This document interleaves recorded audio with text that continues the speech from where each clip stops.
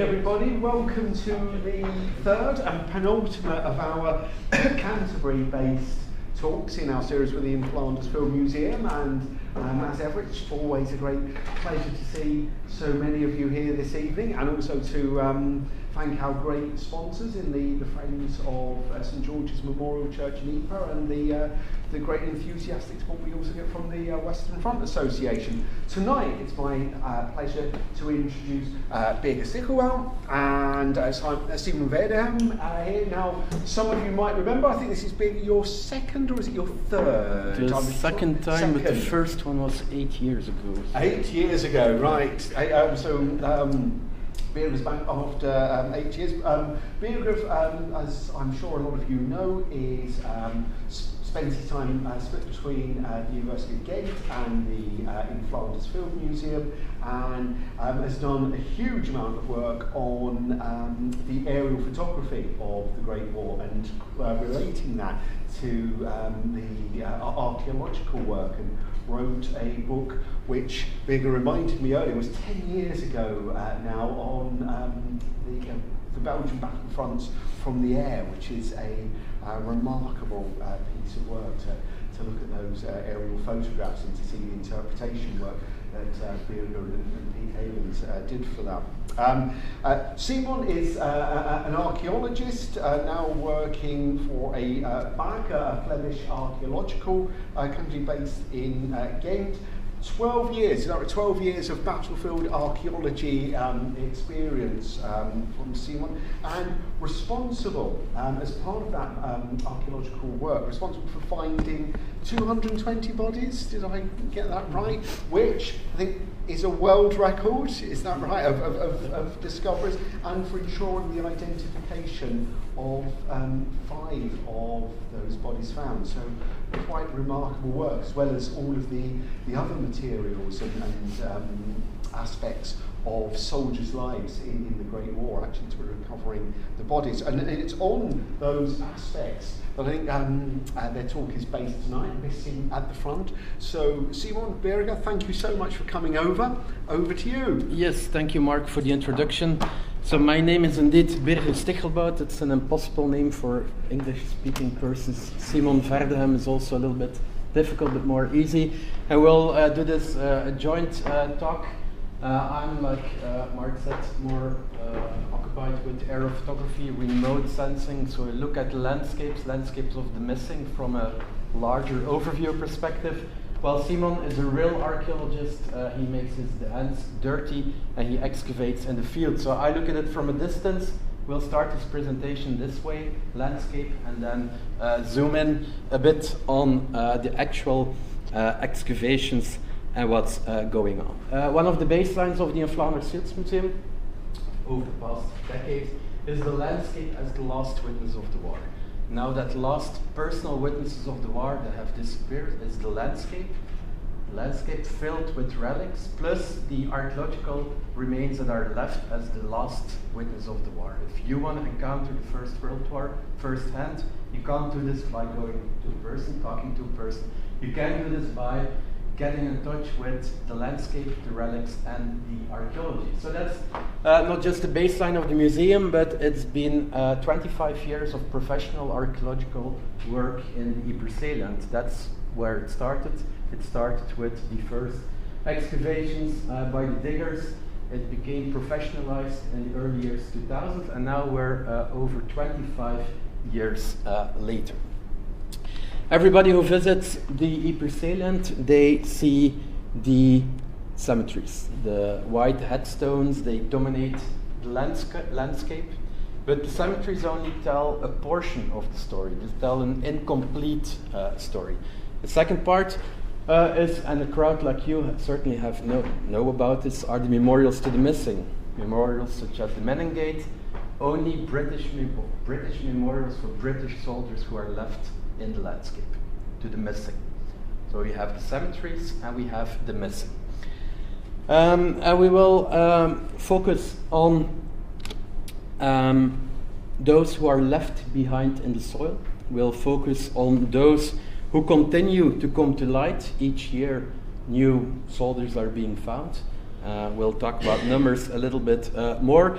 And it concerns those who were left behind in the mud, those who were left behind in a trench, a foxhole, or those who got a proper grave but whose grave was actually lost. In a project that we had that we just finished and will come out very shortly, we compiled an overview of over 25 years of archaeological research on missing soldiers in Belgium. On this overview map, you can see 720 human remains which are plotted in the landscape. The count so far is 750. This map is 1 year old, so you can see how quickly it's going.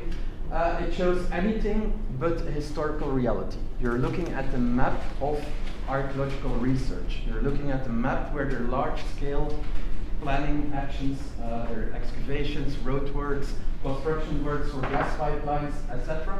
You're not looking at the distribution map of where you can find remains. This is what is already found. So you have two hotspots that stand out. One is the industrial estate and Ieper, that's the work of the diggers in the late 1990s. And then we have an excavation called Big Hill 80. One of Simon's excavations where over 116 bodies or human remains, persons were found in an area of just 1 hectare. So that's the kind of quantities that we are dealing with. Let's talk about numbers very shortly. We'll talk more about maps, but when we're talking about the missing, there's no such thing as the missing, but there are over 103,000 Commonwealth soldiers who are missing. They're mentioned on one of the memorials to the missing in Ieper.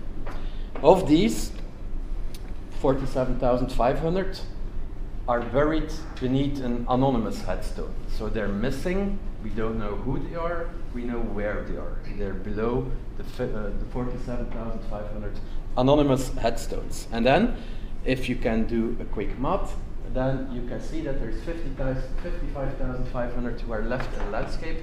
Simon already excavated 200 of them, so that's roughly 55,000 only on British side that remain only in the Ieper salient in Belgium. German, French, Belgian side, no exact death administration, no exact numbers on the missing, but we know that it will be in tens of thousands. So when we're talking about the missing in the Ieper salient, the numbers are roughly between 80 and 110, 120,000 that still should be around, are around, and can be found. I looked at it from a mapping perspective. You don't see missing soldiers on aerial photographs, you don't see them on maps, but we can make maps. And I wanted to make a map that gave an understanding of the human cost of the war. The death map. Death maps of night of the war, death maps of 1917, maps that can be used by archaeologists to predict where we need to be careful as an archaeologist to find human remains or not. And then first goal is to gain a spatial understanding of the human cost. And second goal is to delineate hotspots where missing soldiers can actually be expected in the landscape. There's an obvious correlation between casualties and warfare, between dying and military history. You don't normally die on a normal day, you die during a battle. So you're looking at a daily graph showing the daily death toll from the beginning of the first battle of Ypres until the liberation offensive in September 1918. Peaks in the graph are the battles, first, second, third battle of Ypres, spring offensive, final offensive. And we've compiled our data set. This comes from the Names List project of the Flanders Fields Museum. We downloaded the entire Names List project. We looked at this big data set and we made a division between Allied deaths and German deaths. And we discerned between those with a known grave and those without a known grave. Those without known grave can either be below an anonymous headstone or they are in the landscape. We don't know. So that's the uncertainties that we're dealing with. So there's a correlation between deaths and figures on this graph, and there's also a correlation with where this happened. But I will talk about this a little in 2 slides. Interestingly, you can also see on the slide a lot of smaller peaks. Those are not unimportant. They are very small when you compare it to the third battle of Ypres. But a peak like this is Hoge, 1915. It's over 2,200 British and German without known grave. There are a lot of those peaks, and you can mainly see them in the winter of 1914 and in 1915 and 1916. A little bit about the data background. You're looking now at the backside of our map.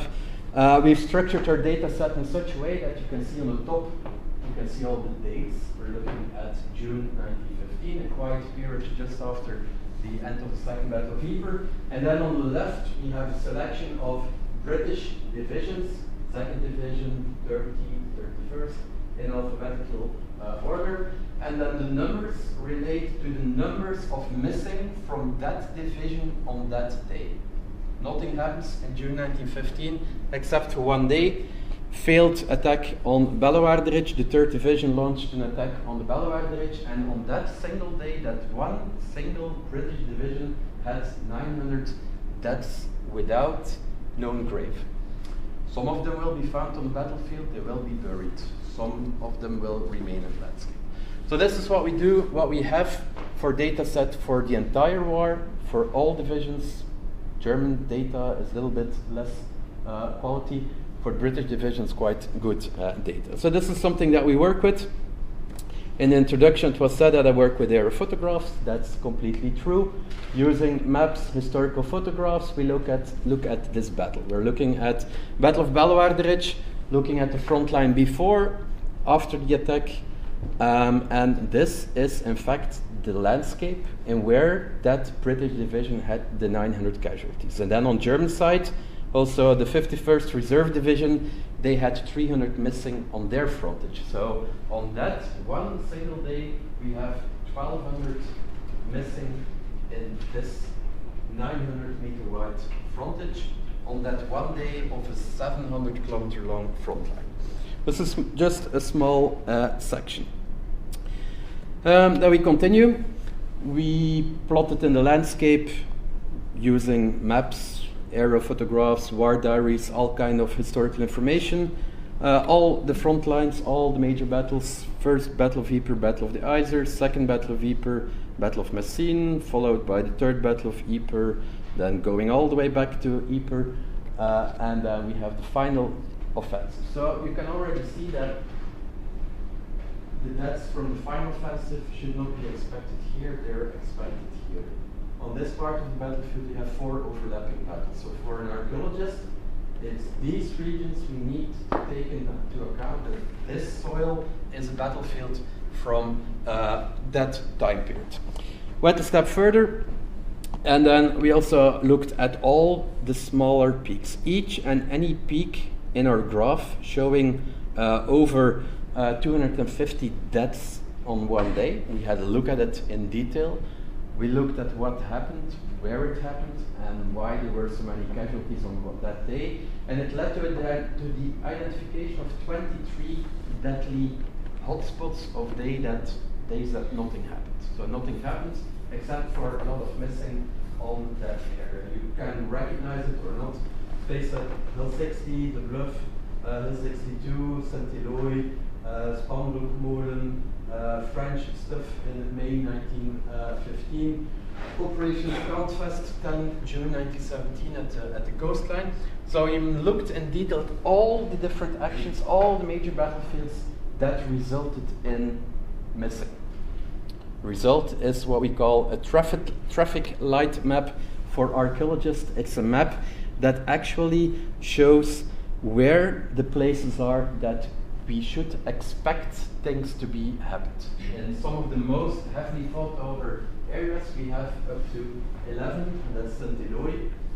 This is the Ypres Salient of 1915 to 1917. On places like this, we have action after action after action, over and over on the same ground. So for people like Simon, as a battlefield archaeologist, if there's going to be archaeology in that spot, you don't need to be aware of that battle and that battle. No, you need to be aware of 11 different things that happened on that soil.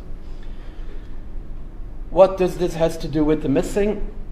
The correlation between time, deaths, and military history culminates in that map. But we also wanted to see if they actually make sense. This map shows where the human remains were found. You can see that.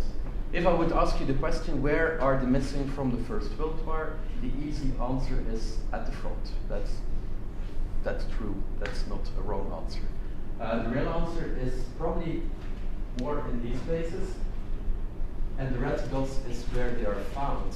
But where they are found is where their construction works. I want to go one step further and see, do the maps make sense? One interesting source, and Margot, my colleague from the Flanders Fields Museum, talked about it a little bit 2 presentations ago. One interesting source is the Commonwealth War Graves Commission burial return information. After the war, the battlefields were cleaned up, small cemeteries, field graves, bodies found on the battlefields in the 1920s, they were exhumed and taken to a concentration cemetery. We've plotted in the landscape 63,000 of all those concentrations. So the blue dots show places where the British dug up in the from 1919 to 1930s over 63,000 soldiers who were found in places like this and then taken to a concentration cemetery. We can discern between those with a known grave, known name, those who are identified, the ones in green, and also the ones who remain unidentified. So these are the missing. Well, they're missing. These are the unknowns. They're not anymore missing. But this map shows where in the landscape people actually were found. You can already see that some parts of the battlefield of Messines is empty. No human remains were found. That means either they were known or they didn't look. That's something that this data set can't tell. But it does tell you that you can even see the outline of the battlefield of the Third Battle of Ypres, the final line that was reached. You can read it, you can see it in the body densities of concentrations. How does this relate to my map? Well, we've counted for the British battlefields how many unknowns were actually found in the areas where we mapped a high density. And there's a very high correlation. The more overlaps, the more unknowns, which are actually the missing, but they're missing who are in the cemetery, were found there. And the highest densities is up to 900 who were found in the 1920s in an area of just 1 square kilometer. So that's the kind of body density on only the British side that we're talking about. But for us, and for archaeologists, it's important that the more overlaps, the more bodies were found. So we made the assumption that if there were so many bodies, it's not because they were having a tea party, it's because there was a battlefield, they died on that spot, and they were found at that spot. So that's the idea that we have with this map, and it's a traffic light. If there's if it turns red, then you stop, and then you take attention for the missing, or the opportunity, the possibility to encounter missing. We want to go one step further. Only for the British side, we have very accurate data available. It's the only ones who have, you're the only ones who have memorials to the missing. We know how many are on the memorials to the missing. It's not always correct. You also have names in France who died actually in Belgium. But if you take that into account, if you filter the names of the unknowns out of the names list, only British, then we have a time period that we looked at. It's a 100-day period. It's June, 1st of June 1917 until the 3rd or 4th of December 1917. Hold a look. On this graph, there are 51,000 British missing. Again, there's a link between, a correlation between military history and the actions. We have the successful Battle of Messines at the start, so this is where it starts. The aftermath, not that many died. Opening day, Battle of Pilkenbridge, Langemark, Messines, etc., etc. So each time when there's a graph, that means that the British are advancing, and that advance results in massive death numbers. We did the same exercise. We wanted to have an idea at the evolution of the front line. We know where the Battle of Ypres was, but we don't know it day by day. So here you can look at the Ypres on the left side. You have, if I can pinpoint it. Over here you have again Bellewaarde Ridge. Ypres over here. Front line at the start of the battle, front line at the end of the evening. Based on historical information, we identified all of the divisions that were in this landscape. In this area it's the 8th Division, here it was the 15th Division. We plotted their location in the landscape along the entire front line, and then repeated this process for every day of the Third Battle of Ypres in that 100-day period. So by doing so, we have an idea of which division was where in the landscape. And then we compared it with, this is where division was in the landscape. On the left side is the start situation, on the right is the area that was where it was consolidated. So this was actually the area which is captured. But not all of them died in that area. One interesting source that can tell us where people died on that day, or a portion of them, is again the Commonwealth Burial Return information. Blue dots on the map are the concentrations, those who were found in the landscape that have a known date of death of the 31st of July. You can already see that some of them, the green ones over here, that's probably the medical evacuation route. They died going to the front line, they died returning from the front line, it's reserve troops that got in a field grave. It's some kind of stuff that happened to them in their own lives. Majority dies on the battlefield.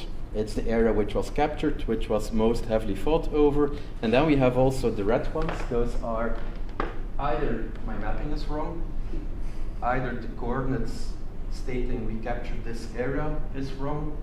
It's an attack which failed and they had to retreat, frontline retreated, or it's like those guys, prisoners of war, downed pilots, all kinds of stuff. So that's all kind of strange things that you see. It could also be that it's a wrong coordinate, somebody who misspelled it, but that's the data set that we work with. By comparing it, it learned us that this is the area where they can be expected. We expanded our area of interest. We expanded 500 meters towards the west, and we expanded it also 300 meters beyond the area which was captured. This shows it for that single day. We did this exercise for each day of the war. We made an estimate of what would fit most of them, and you can see that now the green, yellow and the red ones, they are in the area of interest. So those areas actually define the regions where people on that day died. We ignored all the green ones because the green ones are medical evacuation and they have less things to do with the missing. Fast forward to numbers. This is the area where we expect them. These are the actual numbers of the missing. So again, we have the data set from the names list. That's one day, 31st of July. The more red, the more victims. By populating the fields of the 39th Division who were there, this map shows the total, the absolute number of missing from that division on that one day. So in this area, we're talking about 600 who went missing, 700, 600, etc., etc. This is one day of the war. We repeated this process for each day of the war. Now you're looking at animation, and I manually need to click 100 times, so you need to be patient with me to have the front line evolve. Starting position prior to the Battle of Messines, you will see the same squares in graduations of red and yellow. The more red, the more unknowns. And the blue dots show the ones who died on the corresponding date. So I'll quickly press, we have the Battle of Messines, which is about to start. Large territorial gains, most casualties on the edges near Hill 60 and at Messines, not at Weitschaten. In the center, things went quite okay. The aftermath is quite okay, except if you die on that day, but in general it's quite okay. Then we have a quiet period in June and July. At the top you can see the dates which move forward. We're gradually coming towards the 31st of July, the opening day of the third Battle of Ieper. It turns red, it turns quite red, and they have a lot of casualties. Next days things get better, not much advance, a lot of misery in August, a lot of failed attacks, a lot of squares that turn quite red without any territorial gains. Battle of Langemark, it continues, more misery in August, and then the change in command is about to happen. You have the Battle of the Menin Road, and then it continues towards Passchendaele. It keeps on going. The salient gets smaller and smaller. The actions are concentrated towards Passchendaele. That's not new, but what's new is that we now attach the numbers of both. What I'm showing you is the missing. We have the same exercise for the missing, the ones who are with a known and unknown grave, or we can look at only the ones with a known grave. But you see the evolution of the front line, and we attach the death numbers to this. So when you combine it, you get to Passchendaele, and if you, this is my last slide, and if you combine everything, you have a patchwork. It's a patchwork, very difficult to read. It's a very handy tool for us, for the Flanders Fields Museum, for an archaeologist. If a human remain is being found here, there's a good chance that it will be Irish division near Weitschaten. This gives us straight away, if a human remain gets found here, difficult. It will be 20 different phases. But it's a working document. This is a working tool. If we overlay it with a grid, and if we count the overlap between all those polygons that overlap, then we get a body density map of 51,000 missing who remain or don't remain in the Crusader. It's a map showing the total death toll, the total human cost of the 1917 offensive. And for us it gives an indication of hotspots. It's only 1917, it's only 100 days, and it's only a British perspective. So we don't have data about the French who are doing their stuff over here. We don't have any knowledge about German. We have knowledge, but we don't know how accurate the data is. So it shows you where most of the missing actually went missing. Where is it? Eastern part, the heights. If you went to Ieper, this is Bellewaarde theme park. It's the Menin Road that goes, is it the Menin Road is over here. This is the A19 that you can see. This is the most deadly part.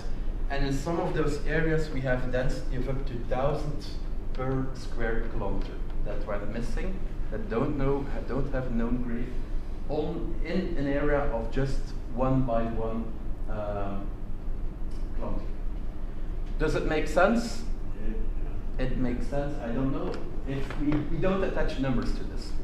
You can see that I obscured my legend and I set 1 to 0, low density, high density. Why? Because many have been exhumed. We don't know how many were, were exhumed in which spots, but the unknowns, they date from 1940, 50, 16, 17, and 1918. So we don't know where were the unknowns of 1917 found.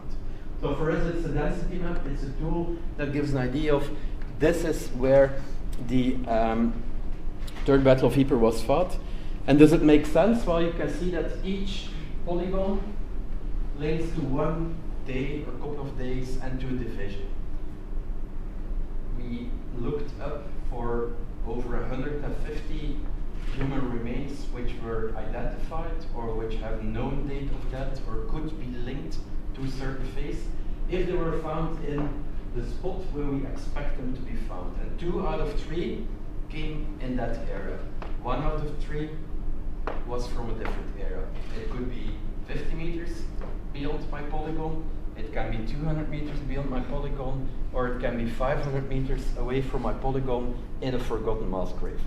So you have people that went missing on the front. You also have people from the medical evacuation route that went missing after the front line. So it's the first step. And then Simon will dive into the landscape and bring you from the air to the ground. Thank you, Birger.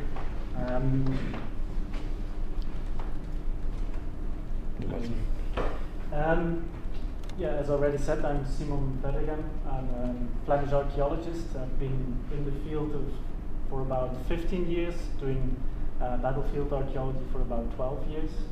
I'm currently working for a Belgian Flemish company called BAA. We're located at Ghent, but we do all kinds of periods. I'm the specialist since January for the First World War, and hopefully we can continue to do some excavations in the future. Before I continue here, I want to say that I will show pictures of remains, so I want to give you a heads up that some remains will be shown, and I hope that's okay for everyone.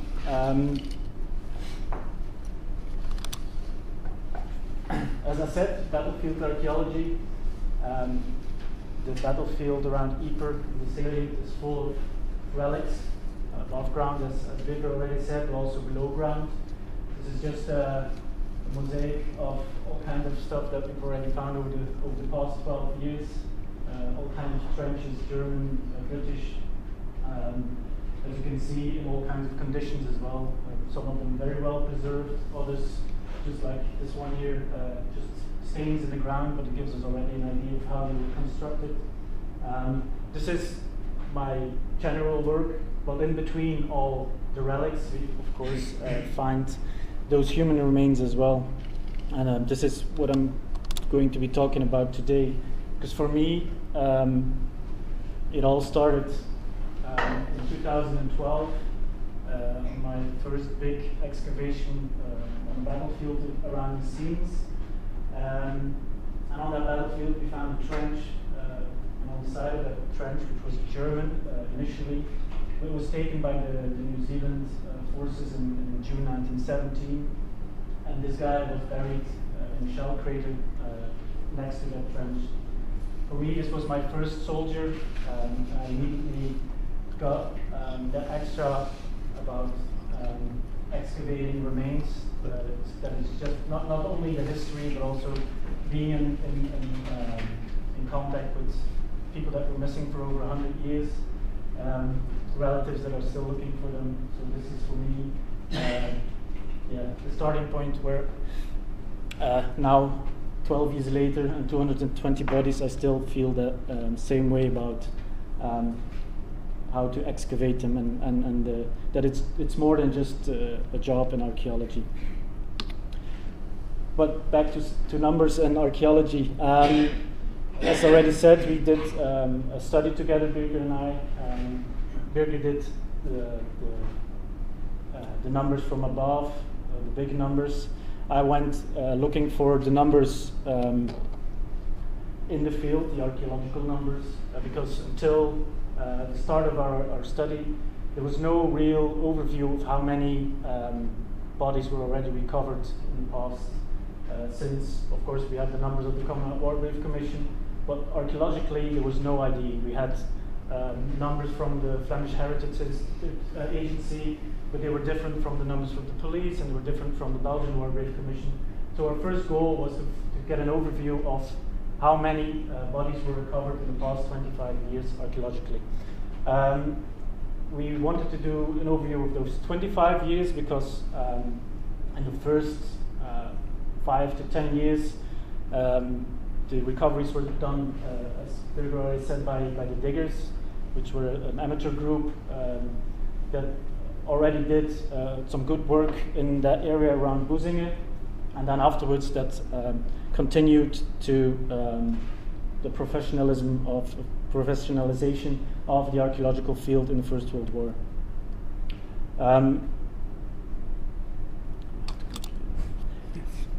For the we made a database for this. So this is the general page of that database where we entered where they were found, if you know nationality, if you know a unit, if you know an identity, we all entered it in that. We also entered if they had artifacts with them, and then that continued to our general overview. This is are the numbers from 1998 till 2022, which was the end of our study. On this graph, you can see 734 casualties found. So you see the first years, there's a lot of casualties per year, which is the period that the diggers were doing a lot of work around losing estate. Then it dropped down a bit, and then about 2002 was the start of the Flemish Heritage Agency that was started to look at battlefield archaeology as is there something preserved? Is it worth looking at the relics or not? And you can see it drop because that period from 2002 till 2007 was the end of the diggers and the beginning of the professional archaeologists, which is a double number. And then 2008, 2009, you had very few excavations. And then from 2009, 2010, commercial archaeological firms entered the area, and then you can see a rise until 2016, 17, and 18 with a few very large excavations. 2014, 15, 16 were gas pipelines cut through the battlefield, kilometers long pipelines put in, a lot of relics found, and also a lot of casualties, as you can see. 2018 stands out because of the big Helati excavation, where we found 112 bodies, but there were also a few other excavations and also chance finds where a lot of bodies were found. So that explains the high number.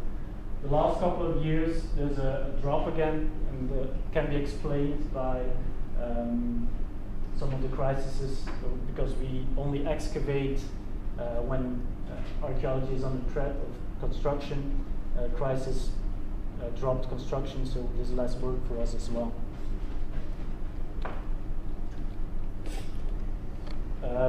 Looking at the numbers, but from a nationality perspective, as you can see, they're divided about similar, yes, Commonwealth casualties and German casualties, about 270, 280. And then you have also the unknown, only 4 Belgian soldiers found in the past 25 years, and then also some French soldiers. I should have mentioned that the 750 that we already found is, we call them individuals. That's from the moment that we find remains. That doesn't necessarily mean that we find a full body. So if you already find an isolated body part, that's also counted as an individual. That explains the number of unknown, because the scattered remains without any evidence of nationality or army, whatever. They cannot be seen otherwise unknown, and they will be treated as Belgian soldiers and will be carried by the Belgian War Heritage Institute, which is the Belgian War Grave Commission, and they will be put in the Belgian cemetery. But despite the fact that most of them are found on battlefields where no Belgians have fought, but because we cannot put an identity or nationality on them, they are treated like that. This graph shows the division of all the Commonwealth nations. As you can see, the green is the unknown Commonwealth, which means they had definitely a Commonwealth uniform, but we cannot define if they were British or another nation. A lot of them are from the UK, and then you have some of the Commonwealth nations in less big numbers also presented.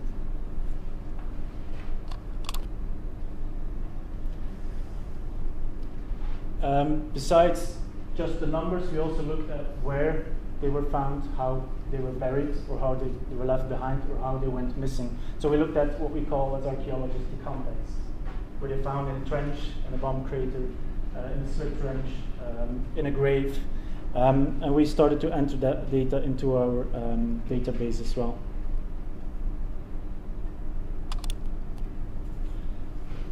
Here is a graph showing all different contexts that we found. Shell craters are presented in the largest number. Blue is showing the number of contexts. Orange is the number of casualties found in that context. So that means we identified 97 shell craters containing in total 163 bodies. That continued, like you can see, field graves 38 and 117. That means a lot of them were mass graves and not just single graves. And it continues with the typical ones like a trench, a grave pit. I have made a difference between field grave and grave pit because the field grave is in the field, grave pit is on a cemetery. The cemeteries that were cleared afterwards, not all of them were cleared completely, and some of them still contain some of the remains. But you also have less common contexts as a well or a tunnel and shelters that collapsed.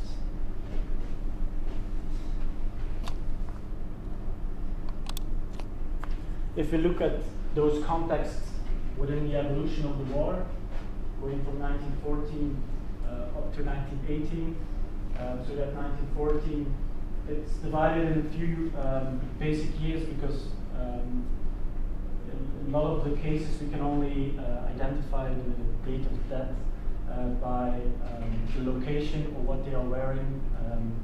For example, soldiers that were found with a gas mask will not have died in 1914.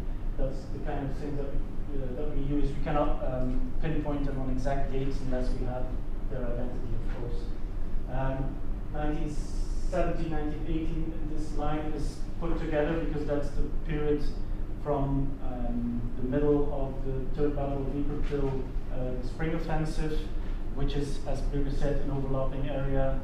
It's not easy for that period to define if it's 1917 or 18 because the equipment was about the same and a lot of the units were on the areas several times. And 1918 is mainly from the final offensive being away from the salient. So that makes it clear that they were not killed in the earlier period. If you look at those contexts within the years, you can see that in 1914, field graves were most commonly used. About 50% of all the graves were field graves. Shell craters were already a big part of everything. And then you can see some of all the other ones in smaller numbers. And then you can see shift from 1915 to 1917 with the field graves becoming a smaller number and shell craters and eventually trenches as well being used more often, which made sense, of course, because in 1914 the battlefield was still a landscape as it was known before the war. By 1917, the most heavily fought over areas were full of shell craters and trenches and were easily to be reused as graves. And there was no space left even to dig graves. And then you can see that it shifts again in 1918 when they returned to an open landscape that was not destroyed, where they could use less craters and the field graves started to rise in number again. If you look at those contexts with a few examples, so this is 1914, field graves as being most typical. You can see how they are laid intentionally. Both of them are German graves near Langemak. There's a single grave and there's a mass grave of 7 soldiers that were laid carefully in a intentionally dug field grave. Those field graves were later missed. Well, the existence was forgotten, and that's how they were left behind and found by us. 1915, again, still field graves, and still those are 2 bridges examples. Again, a mass grave and a single grave. You can see textbook burial where everything was taken off the bodies. The arms were put together. They're difficult for us to find the evidence on who they were because in these cases a lot of their personal items were taken off. So, if, for example, this one, luckily we found the shoulder tightness, so we knew it was what unit it was from, but anything else was gone. There was no personal item left. There was nothing else. So chances of identification drop massively if you have these in these cases.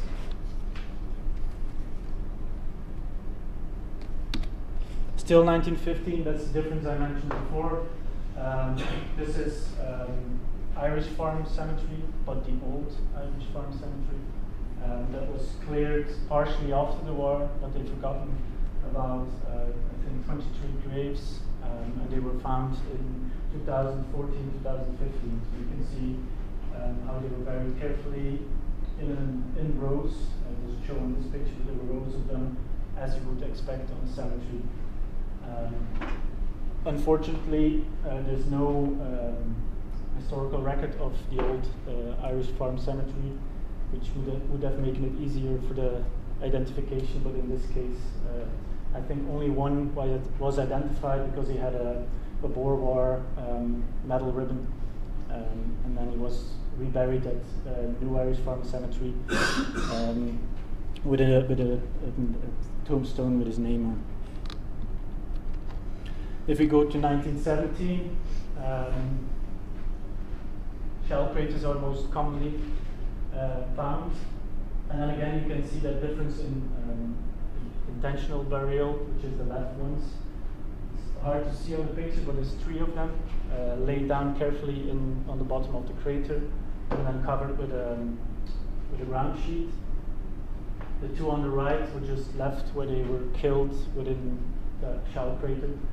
So you can see the one on the left is still sitting down, and the right one is facing the edge of the crater. You can see his helmet behind his head, and his hand was holding his head. Looking at the damage, they were both probably killed by an explosion on their position.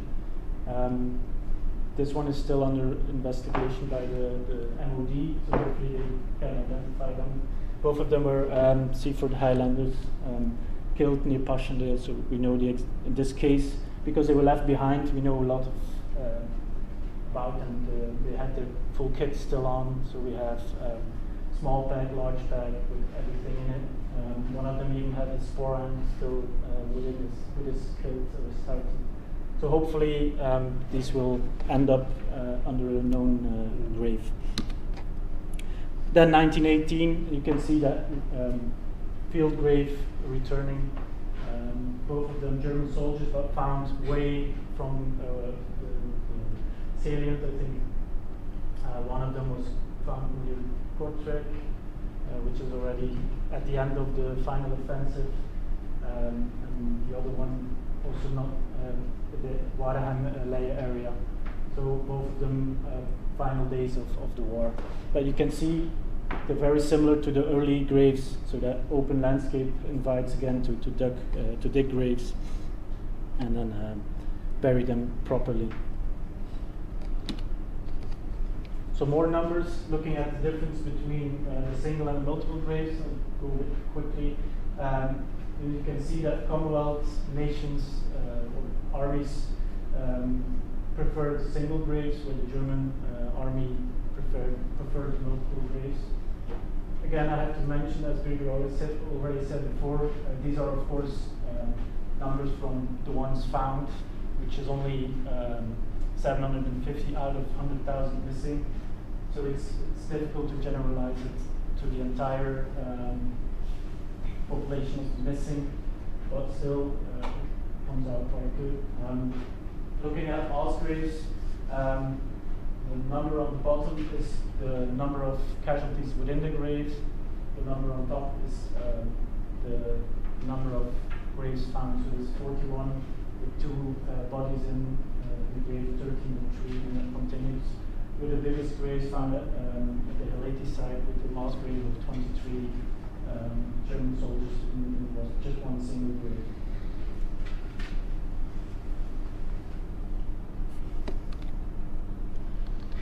We also looked at some other details, not only the context but also on the body itself. So if they were articulated, complete, if they were buried, lying down, all these kinds of details. I could continue with a lot of graphs, but I will not do this for tonight. They can be found within the publication of our study. Just one more, looking at intentional burials over the Loire. You can see that in the beginning there's a lot of intentional burials, and that drops to 1970, 1980, where the number of accidental burials are almost the only ones. And then it shifts again to that 1980. You can see that same evolution with the field graves. This is an example of the accidental burial. Two German soldiers killed at the trench in Rijksgaten. You can see one lying down here, face down, so this is his head. His shoes are here, so this is facing down. The other one is they're looking towards each other, so his upper body is here, and his feet are down there. But his skull was actually found around here. And both of them were killed by an explosion as well. Looking at the remains, we saw a lot of fractures in the bones. But more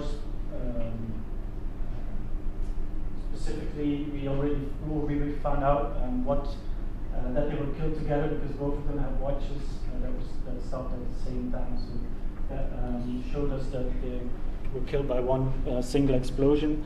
This trench found at Hileti was given up after that battle because within the trench we found about 12 soldiers. So that trench turned into a mass grave and was not used afterwards. We also looked at the physical anthropology. I didn't look at it, I just collected data. We have physical anthropologists analyzing the bones for us. They look at age, sex, which in this case is almost only male, but we still look at all those details. Maybe even stature, but also pathologies, trauma, cause of death if possible. And all this data is collected for us to look at the individual itself, but can also be used by anyone who studies the remains afterwards to try to find the identity of that soldier. Because stature and age can, of course, help to narrow down that list. What they also do is make this kind of drawing, so that's a basic drawing, and they fill in the parts of the body that were recovered. As you can see, as I mentioned before, finding a complete body is uncommon. For us, this is already over 50% or so considered as a complete body. These are some of these numbers. Again, you can see that only 40% of them are complete. 27% of them partial, which means that large parts of the body are gone, and the fragmented ones are the ones that are really just bits and pieces, which means only an arm, only a foot, some vertebra, anything that is definitely human, but it's not like nothing more than that. And we often, and if we find artifacts with them, it's hard to find a link between, because they're found not in a closed context, but in a larger environment.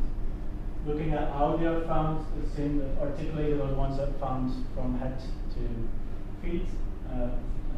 Fragmented are the ones that you can still recognize body parts, and then the dispersed are the one same as the fragment there. Age makes sense, that those typical age windows that you would expect are most commonly found.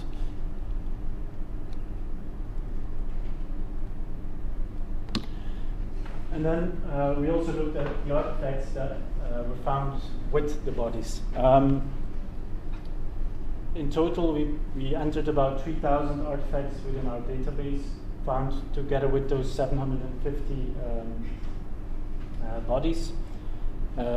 We didn't count each piece, but we always looked at sets.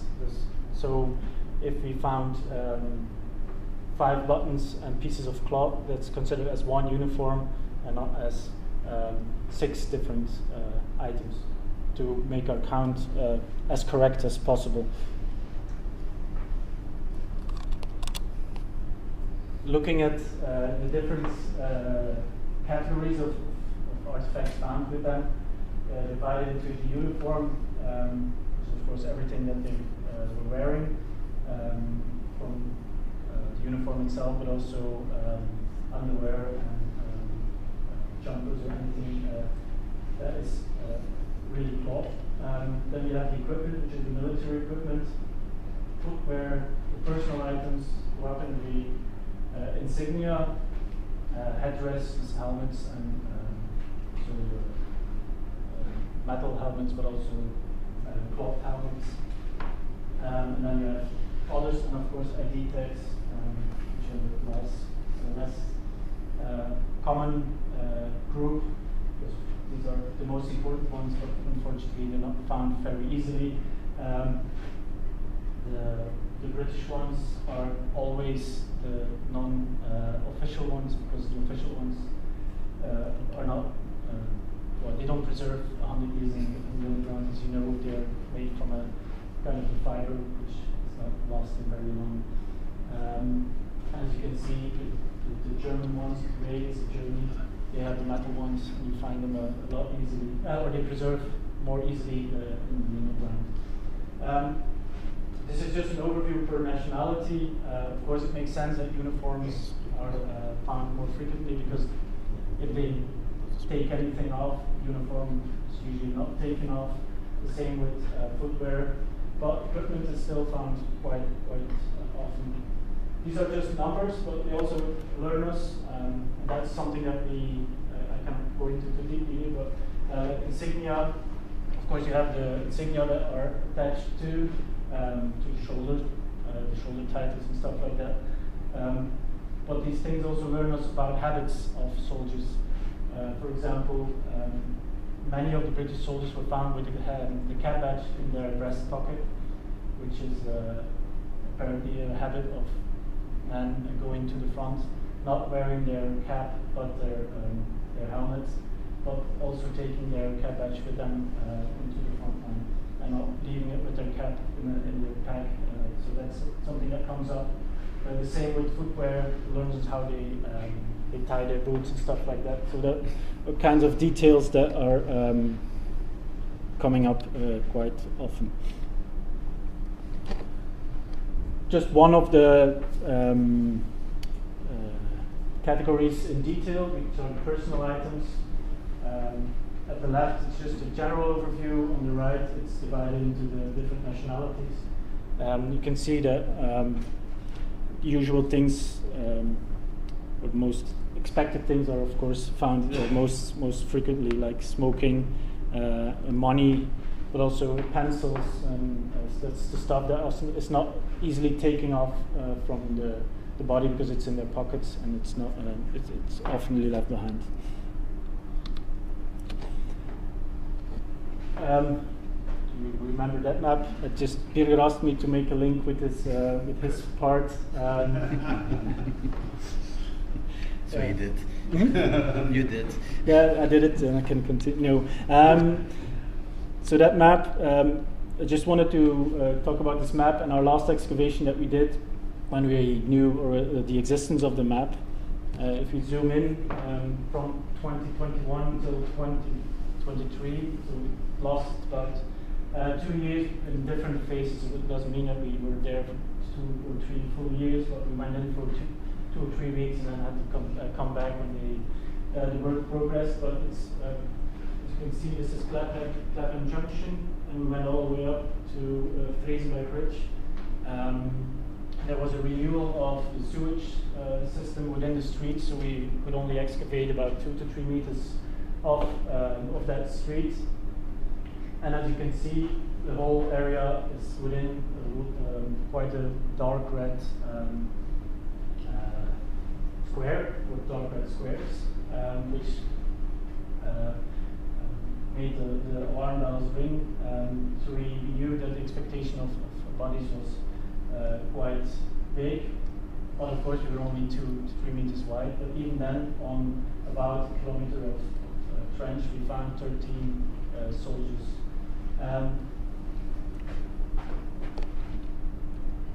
These are the locations. So each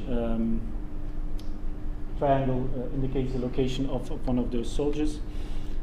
And in 3 of the cases we knew their units based on equipment or insignia that was found with them. So we had first Surrey rifles, which was found at that location. And we have someone from Cheshire Regiment, but based on his patch, we knew it was 35th Division, so that narrows down only to, I think, 3 battalions. And then it's not visible on the photo, I think, but that's part of a P14 equipment belt with the frog next to it. In the frog there was a number engraved, but on the belt itself it was saying QVR, so Queen Victoria Rifles. And if we look at Birger's map and the expectation of the units, it all ties in together. 21st London Regiment, 47th Division, exactly at this spot. Queen Victoria Rifles, 56th Division also counts in, and 25th Division about right. It's here, but it's on one of the routes leading out of the battlefield back to the Manon Road and then back to Ieper. So there's a big correlation between what Birger found and what we find in the field. Enough for the numbers, but a bit more about archaeology and what we do in the field. There's 2 ways of finding bodies in Flanders. You have, in this case, chance find, which is, as the name says, find of a body by chance, which is about outside of the archaeological field, which means, as I said before, we only go out to excavate if archaeology is under threat, but of course there are other works going on that don't need archaeology. Metal detectorists, farmers, small works, people that work in their garden. And if they find remains, of course, they are obligated to warn the police. And then we come out as well and we excavate the body itself, nothing more, enough to understand the context and to recover the body. This is an example at Fuselier Wood, which is just behind Hill 60. It's not visible, but this open area here was a bunker, and behind that bunker was a shell crater. And 2 Dutch metal detectorists went out into the forest. They didn't know that there was a bunker there, according to their explanations. But they started digging, and by accident found that bunker, and a bit later found the skull. They put it back, and they went away with whatever they found. And luckily, one of them got remorse and called the police anyway, and that's why we came out. We excavated him in 2019, and he was reburied last year. He was Royal Army Medical Corps, and he was given a name, so he was buried as under a tombstone as Private Malcolm was killed in August 1917. This is the body, as you can see, is on the bottom. Right. So visible. He's on the bottom of a shell crater, and as you can see here, there's a trench running over it, and there was some concrete poured on top of it as well. So nobody knew that he fell in. He was at that bottom, and then he eventually was covered by later construction work near that bunker, and that's why he was never found again. Second type of way of finding them is regular archaeology. As you can see on the construction site, this is already, as it often goes, we excavate an area and they immediately come in, and when we say we are finished, so This is an area that we've done before, and then we continued around it, but they already started their work. So it's a work in progress of archaeologists and construction work next to each other. This is near Langemark. The church that you see is Langemark Church down here. And this is Langemark Cemetery, German cemetery, and this is the Brunbeek, which is the big. That was a big barrier during the Battle of Langemark. And this is the excavation map. As you can see, all the grey dots are shell craters, so it's completely destroyed landscape. This is a trench running through it, and each dot is indicating the location of bodies. So in total, 12 bodies were found in this area as well. And most of them concentrated around that trench. I think 2 of them, no, 3 of them were in that trench. The trench was a German trench, but turned during the offensive. All 3 of the Middlesex Regiment were also buried last year, and one of them also got an ID. Excavating means working in detail. It's very important for us, but especially for the research that comes later, that detail is recorded very properly, because every detail counts in finding their identity. This was at Hill 80, the same guys that I showed before in the trench, and you can see there's a lot of people working on it, and the recording goes step by step. So each of the items that we find on the body and the body itself is recorded with a GPS on location, and then all the finds are tagged, but also numbered and mapped on that location, which is very important because we can make those models, which are nice to see, but they are very usable. But these are very important for us, because this is what we can deliver to the War Grave Commissions and the MODs that research bodies. And they can reconstruct the situation and find the location of each body. In this case, these are 4 bodies mixed together, but having the locations of all the body parts and the items found, it make them succeed in identification of one of them. Next step is going to the lab. Physical anthropologists looking at the body, doing analysis, as I said before, making those detailed graphs, and we look at the artifacts. So we photograph each artifact. We look at it in detail again, because we have to, it's differently from the regular archaeology, we have to hand in everything after the research is done. Usually we can keep it, and as long as the research continues. In our case, after 30 days, we're obligated to bring it back to the police, and then it goes through a chain to the nationality, the relevant nationality. So it means that we only have that short period of time to look at everything. So everything gets photographed in detail. And then we try to identify first what time period they were killed and what nationality. Those logic parts, we find a Pickelhaube, we know it's German soldier. Also that probably from the early war. If we find a gas mask, we know it's 1916 or later. In this case, gas mask then. If we find this type of shoe, big chance that it's a Commonwealth soldier. So that's the things that we look at first. And these are the most common parts that helps us a lot to find a nationality. Next step is the unit. This already shows the difference. Cloth insignia from German and French army are less well preserved, so it makes it harder for us to identify the unit in these type of armies, where the Commonwealth nations, the armies there have metal insignia, especially in the beginning of the war. It changes off at the end as well, but they preserve longer, and that helps us with the identification of the unit. Of course, this helps as well to identify them as a Scottish unit if you find Barton, which is quite well preserved in this case. But yeah, to the left is German example. and then this one, these two are French, this Tirailleurs Sénégalais, and the 68 Infantry Regiment. In some cases, we have direct evidence of identity. In French and German cases, that's enough for them to bury them as the name that is found in, for example, here ID tag.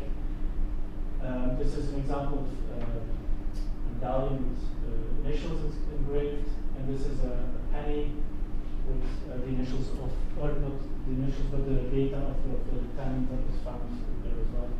But in Commonwealth cases, they still want a confirmation by DNA before they bury them with a tombstone with their name on. And then the final step for us is to hand it over to the police, and then it's out of our hands. So we give remains, artifacts, and the digital files of our research to the police, and then they bring it to the Belgian Wargrave Commission, and then they bring it to the French, German, or British Commonwealth Wargrave Commission. And then eventually it ends up with a burial, which is the final conclusion of our research. Hopefully with a name, but as already said, it's only about 5% of the ones found that can be identified. Both of the examples here are from the Digaleti excavation, the German and the British found there. What we end up doing in the last couple of years as well is, if the family comes over, is to bring them to the location where they were found. In this case, it's close to Langemark, where one of the privates from the Newfoundland regiment was found, and we took the family to that place to show them where they were found and to give them a moment to reconciliate. I wanted to, or I have two stories prepared as well, but I see that's already. But if it's okay, I'll just continue. Okay. First one is Captain Walker. Captain Walker was found in 2014 during the Fluxus excavations, which is those large pipelines excavations that I talked about earlier. This is a map showing the location. So the green lines are the pipelines. This is the front line from at the end of the first Battle of Ypres. This is the front line of the second Battle of Ypres, or after the second Battle of Ypres. If we zoom in, you see that we're very close to Kitchener's Wood, which rings a bell to some of you, I suppose. Known or renowned for the counterattacks of the Canadians in April 1915. So before we started the excavation there, Canadian authorities contacted us to warn us that we're very close to an area where many of them went missing, and that they wanted us to look out for their casualties. Each cross indicates the location of a body or remains that were found close to that, the location of the wood. So our first thought was, we had a lot of evidence they were Commonwealth soldiers, that they might be the Canadians. But looking into the details, it showed that they were not Canadian but British units. So we had to dive into the units, the war diaries, and less common, not forgotten, but less known are the counterattacks done by the 10th Brigade and some other units the days after the Canadians, resulting in even more casualties, going over the same ground. And this is where the body of Henry Walker tied in. As you can see, this is the location of Walker. This is the red arrow. Then you have Oblong Farm, which is a farm which is now located here. During or before the war, it was that was a location. That's Kitchener's Wood, and our pipeline excavation follows the route of his unit, being the First Warwickshire Regiment, First Battalion of the Warwickshire Regiment. And they were called in from the other side of the salient. They arrived in darkness and their objective was the wood, but their orders were to go into close formation or enclosed formation to the farm, and they're going to battle formation and attack the wood. What they didn't know, because they had there was no reconnaissance, that the Germans moved up to that farm. So when they went up the area in closed formation, fire was opened from the farm and the ridge, resulting in, I think, about 2,000 casualties in only 20 minutes, if I recall correctly. And the first war, which had 390 missing in that field. And Captain Walker was one of them. And he was identified, so this is him in the shell crater. On the left you can see another one of his fellow Warwickshire men was buried on top of him. On the right, he's already removed. But you can see that he's sitting on the edge of that crater. And these are the items that were recovered on his body, and that helped us to identify him. It made it a bit easier because he was a captain. So we have the officer buttons and the insignia for his colors. Thank you. And of course, the whistle also helping to identify him as an officer, which narrowed down the list. Narrowed down with 11 officers missing during that day. But he had also a medallion with him with his initials and an opera case with the same initials, HJIW, for Henry John Innes Walker. He was originally from New Zealand. He joined the British Army in 1911, which was also the date indicated on the medallion. He came to Flanders, went missing before, but was found later because he was mixed with another unit, and the army already sent a letter to his family that he was missing, and then then it was corrected later on. But then a few months later, they did get the final letter saying that he was missing. Some of his family members came over, but the nice thing about his story is that a lot of the letters that he wrote home were published in a New Zealand newspaper, so we know a lot about him. He was very good in sports. He won a lot of leagues within the army in England. He was a rugby player as well. And I don't have it in the presentation, but I even found pictures of him playing the rugby in England. He was a good friend of Montgomery as well, according to his family. But Montgomery was wounded during that attack, so that's why he was not present during, and he could not be one of the casualties.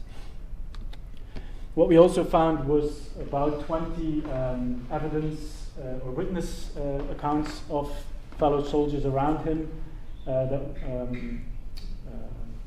stated how they saw him getting killed during that fatal attack. And all of them say about the same, that he jumped out of the Jack Johnson hole, which is the shell crater that we found him in. And when he jumped up, he was hit by several bullets. Some say in his stomach, others say in the head. And they fell back into that crater and was left behind there. Some say that he was recovered, but that's unfortunately not true.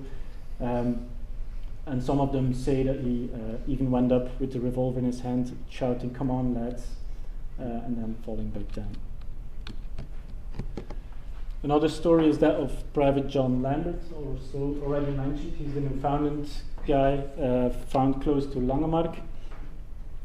Same excavation, pipeline. There was a side branch for the big factory here. If you know the area, there's the Milkobel factory. So this is the main gas line, and they got their private gas pipeline. This is the Steenweg, now called Archivat, which was the big barrier during the offensive on the 31st of July. And then on the 16th of August 1917, the offensive was renewed, known as the Battle of Langemark, and they had to cross the river. This is the area for the 29th Division. The 29th Division attacked from that area, and this is where we found the remains.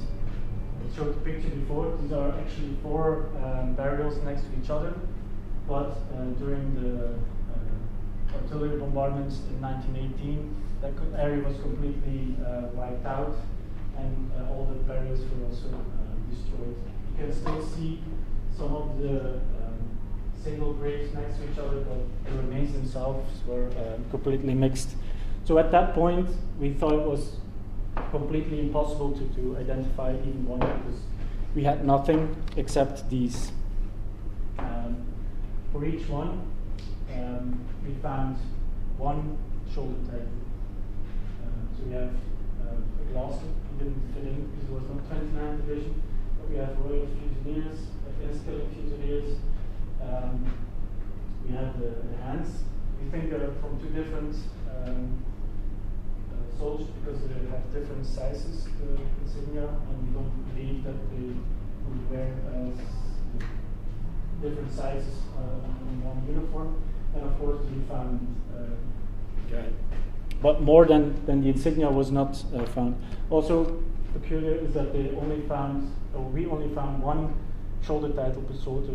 So there might be an explanation by that the medical units took off one as some kind of a proof, but it's something we didn't find the evidence for before. But it's something that is to be investigated. As said before, it's the area of the 29th Division, and we were excavating in this area. So you have this line of dugouts, and we found in war diaries that those dugouts were installed as, or they were there, but one of the RAPs were installed in that dugout, meaning that all the casualties were brought in, and in the normal chain of evacuation, you would have been taken out by stretcher bearers, bringing them to an ADS further up the chain of evacuation, but that according to the war diaries, that didn't start. So there were no stretcher bearers appearing, and the casualties were piling up. So we think that the ones buried there were the ones that were fatally wounded and not taken out soon enough, and they were buried behind that line of dugouts. We found 8 in total. According to the war diaries, after a few hours, they started to use German POWs to bring back the wounded, and then that chain of evacuation started to get into work, and then probably all the ones could be evacuated, but the ones buried there are the ones that were not evacuated soon enough. One of them, as said before, was the Newfoundland soldier. And in New Zealand, in Canada, they did some extensive work on trying to find the identity. I think there were about 16 Newfoundlanders missing in the area, but of course we had 4 bodies mixed. So they took DNA from 4 of the humerus, so the upper legs, and compared it to all 16 relatives. Ending up in this identification of this young lad being Private John Lambert. He was only 17 when he was killed. He enlisted at the age of 16 because he wanted to be the house winner of the family. His mother died. He was the eldest. So the quickest way to earn money, according to the family, was going into the army. When he came in, this is the urban legend within the family, the officer said, "You're only 16, walk a block and come back when you're 18." And that's what he did. He came back, he enlisted. He came into the war in, I think, July or June 1917, and was killed on the 16th of August 1917. And he was now, he's buried at New Irish Farm Cemetery next to Private Captain Walker. And this is where I end my talk. Thank you for listening. Thank you.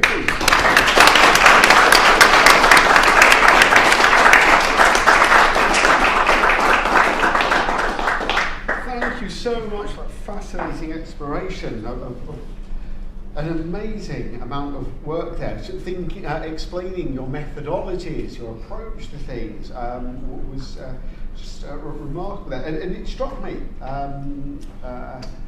as you were going through your data and the way you approach it. One of the things that I'd like to know is, has anything really surprised you in your findings, or caused more questions than it's answered? I think this says enough. Yeah, I think so. The thing is, this study, we thought when we started it that it would bring a lot of answers, right. But the data is so large that we could not even get, I think, halfway through what we wanted to do. So right. There's still a lot of questions open, and there's a lot of data that needs to be compared to historical data to look to find more or to get to more conclusions.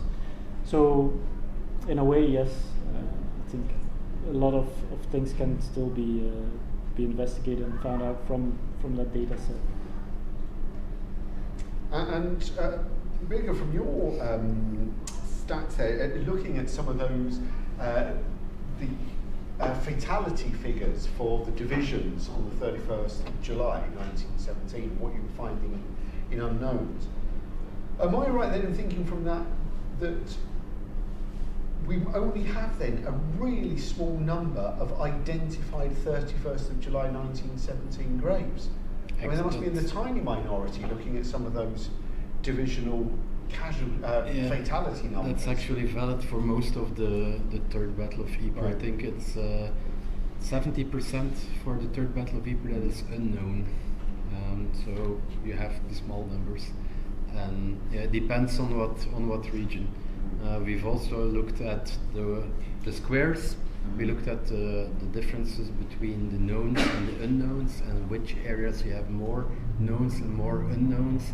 And of course, the more towards the back, the more knowns that you have. Yeah. Towards the front, you have more unknowns. So for us, that was a way of saying that the methodology is valid because we have more unknowns at the front. And given that, do you find that you get more unknowns the closer you get to Passchendaele, because of the nature of the weather, the way the ground is even more churned up, or is that Gelleveld Plateau still the heart we get of it? The more unknowns at places where they kept going, where there was no gain. Right. So you have action after action after action after action on the same terrain. So you keep up piling the numbers. At Passchendaele you have large numbers. But it's only one phase, so you have only those who are expected in that area. Thank you. Are there any questions?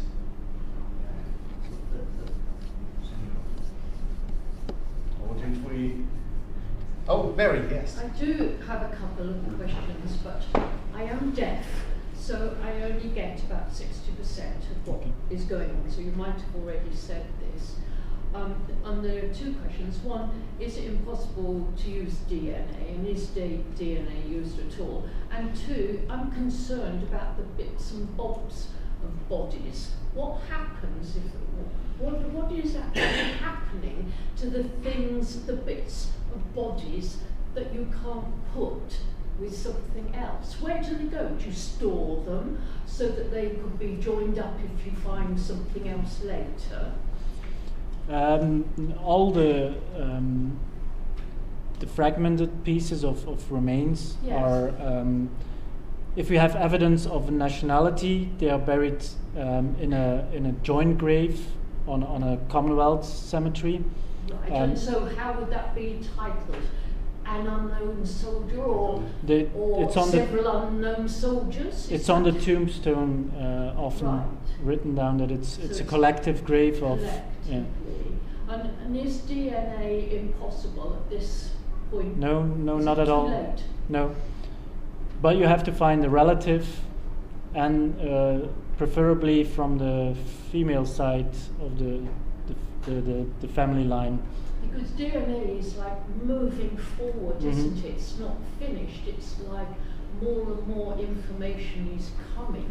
So I can imagine if, wanting to find a relative maybe. So is anything stored anywhere so that people could find it later? It wasn't done before, but now JCCC, so British MOD, takes DNA samples from each of the casualties. But of course, if they don't have a relative, there's no match, and there's no database of all people in the UK with their DNA, and they don't.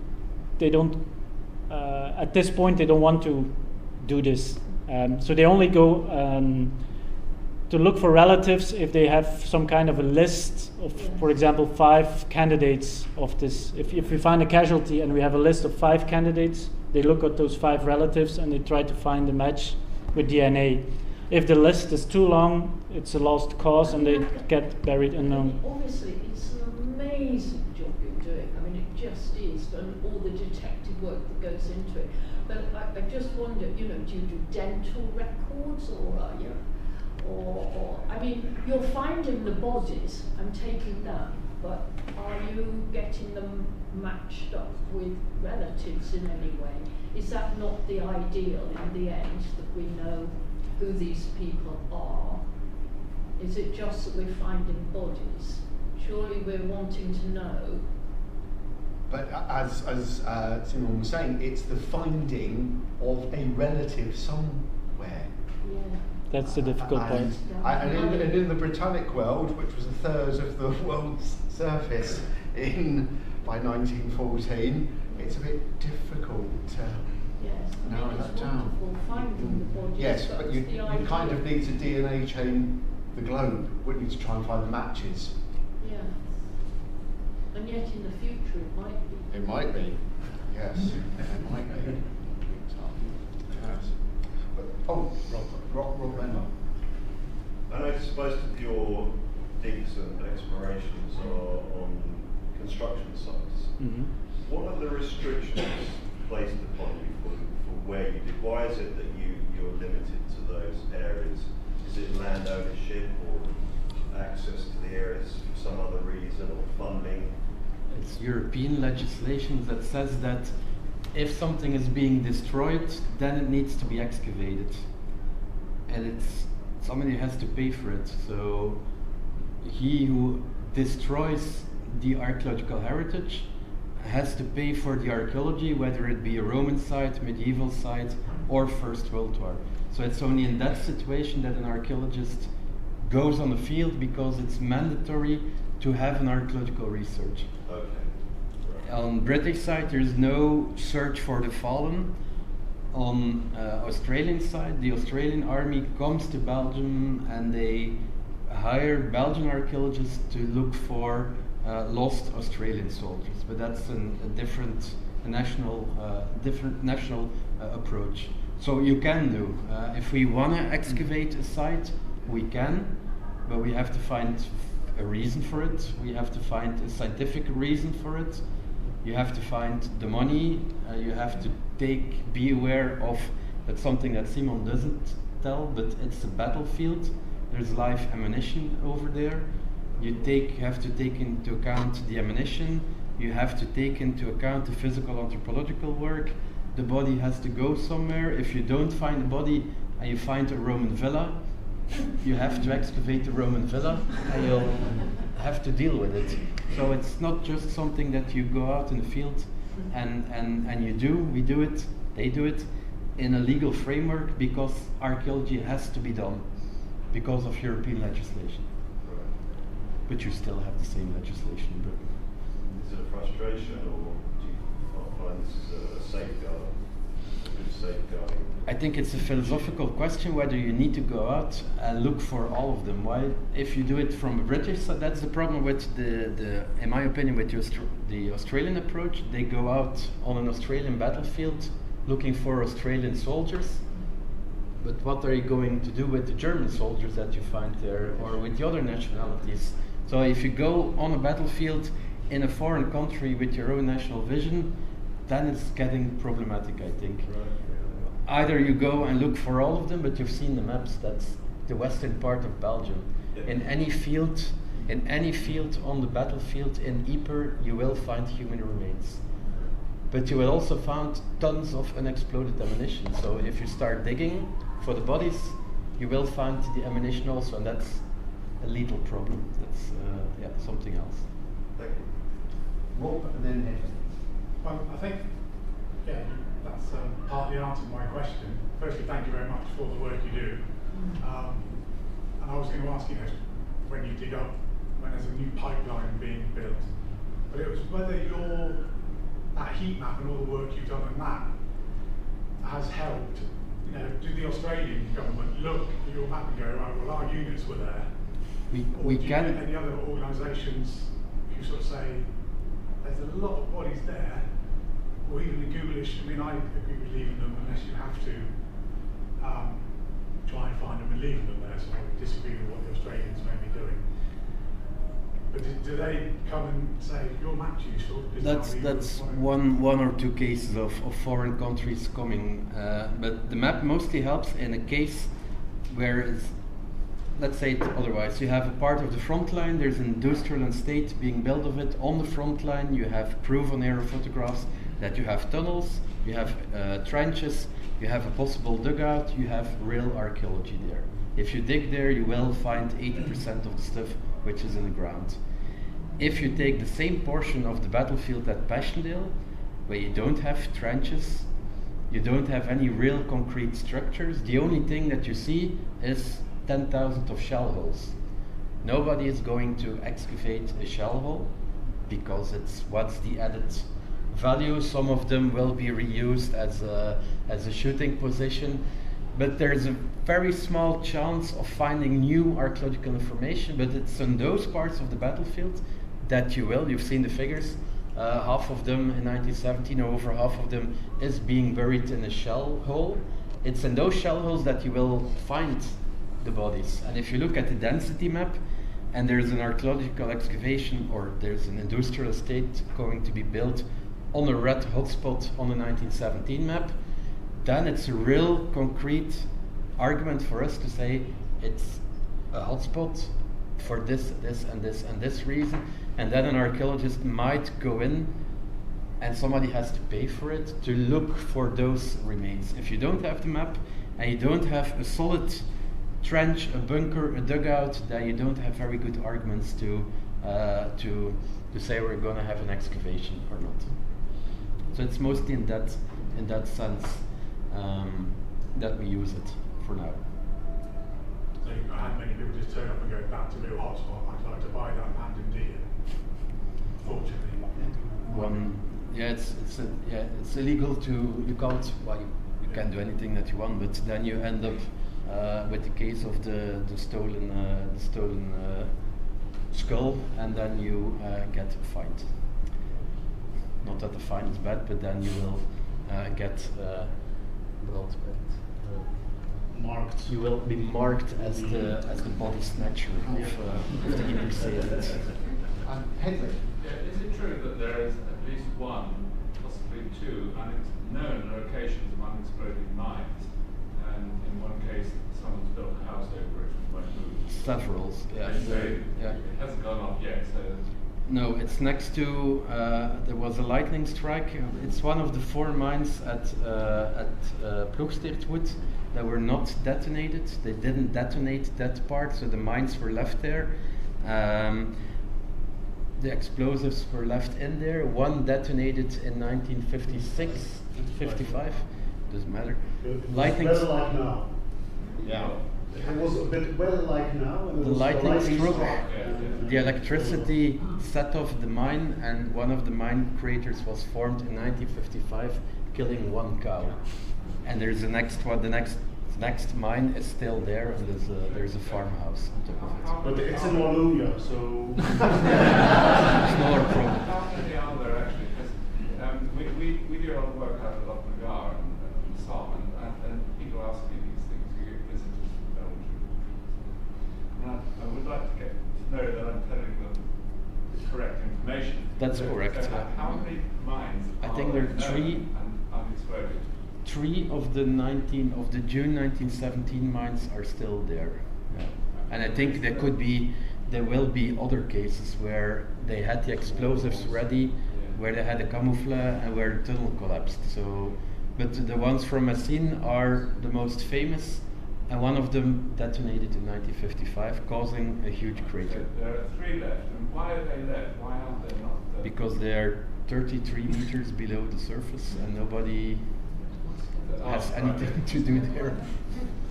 They're safe. Well, that's Yeah. that's Yeah. Sorry, a little bit beyond the average garden space, isn't it? Even when you're digging the foundation. Yes. I just want to make a point on what Mary was saying. I did a dig with No Man's Land on Messines Ridge back in 2010, and we kept finding little bits of bones of humans. And CWC gave permission for us to put them in a small box and bury them in the corner of Prowse Point Cemetery. So it's not marked or anything, but there is human remains there. And I make a point of going out there and just putting a little cross there, because there are human remains, but they're just not marked. That's exactly how it was prescribed by the European War Graves Commission in the early 1920s, when they were doing, recovering the bodies and concentrating the field graves. One was, if you find scattered remains, you bury them within the boundaries of the cemeteries, but you do not mark the remains. And the only place I know where there is a panel is in Butz, New Military Cemetery. There is a panel on the site saying, in this cemetery, scattered remains have been buried. But that's the only place where I know. They still add scattered remains to the books. But it's exactly still what they prescribed in the early 1920s, so they're still doing that practice. So if you go into Prowse Point, in the top left corner, nearer the wood, that's where they've been put. Well, Sorry, one more. And are you or anybody else in the room aware of any investigations and research to this sort of detail going on anywhere else on the front? So, you know, in terms of mapping burial returns for the CWGC, is there anything going on around Somme through the Peron? I think there's there or any universities in France? I think there's a new canal being dug in France, and there the Commonwealth War Graves Commission is plotting, with the methodology that we use, there's plotting their concentrations in the landscape to see where the bodies were actually found in 1920. So they're using our methodology for that section, but it's only for the British one. So they're working together with the VDK for that area, and the works will start any time now, I think. And they're expecting a lot of, because it's wide, it's not just the pipeline, it's for the canal, so some of the areas are very dark red, I think, so there'll be a lot of news coming from that area in the following years, I think. They've started expanding the cemetery, haven't they? Yeah. But that's also because they did they built a new hospital there, and that was also in, I think, about 100 bodies that came up, so they needed a new cemetery for that. Well, Birger, Simon, thank you so much for giving us such a comprehensive insight into the way you go about your work and the results from that, and those amazing issues that you're dealing with, the brutal reality of war. But then that kind of that closure that you get by ensuring decent burial for those guys, and the attempts that you make to identify as far as possible. So that was a wonderful insight into that. Thank you both so much. And just before we give another well-deserved round of applause, just to remind you that it will be a month today for our last talk, where Rob Truman will be able to talk about a subject that fits very nicely with this particular topic about Belgian war graves of the Great War, and that will finish this the Canterbury end of this year's talks. So I look forward to seeing you then on the first day of spring, and hopefully the weather will be more spring-like. But please join me in thanking Simon and Birger once again for an absolutely brilliant talk. Thank you.